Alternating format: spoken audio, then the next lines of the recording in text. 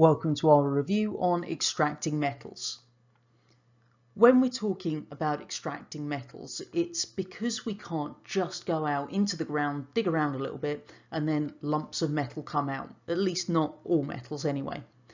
What we usually find is that metals are found in the ground as a material called an ore. Now, an ore is a rock or a mineral that contains enough metal to make it economical to extract.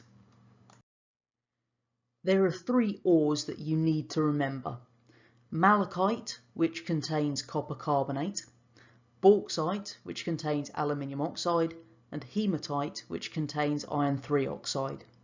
So we will find those ores in the ground and we extract them through a mining process, and then we've got to process them to separate the metal from the rest of the compound.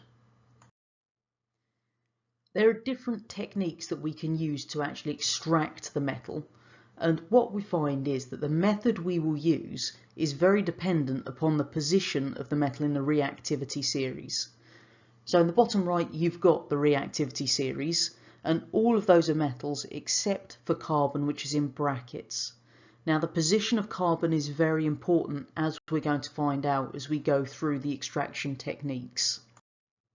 The first technique we can use is electrolysis, which is something we've already encountered in our previous chemistry work. Downside to electrolysis is it's expensive because it does rely on electricity, but the positive, we could use it to extract all metals regardless of their position on the reactivity series. The second technique that we could use is by heating our metal ore with carbon or with carbon monoxide. Big advantage here, it's much cheaper than electrolysis, but the downside, it's only going to work with metals which are less reactive than carbon.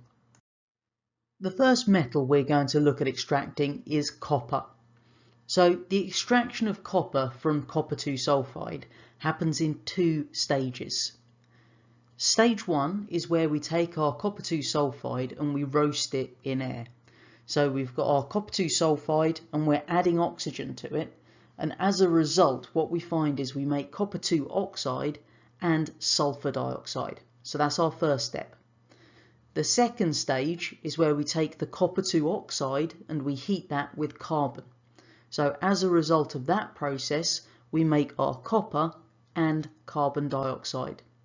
So what we've actually got here is a redox reaction, and the carbon acts as the reducing agent. Hopefully we remember that we have a redox reaction where we have both reduction and oxidation happening at the same time. And in this case, in our copper 2 oxide is losing oxygen and therefore is being reduced, whereas the carbon is gaining oxygen and is therefore oxidized, hence redox.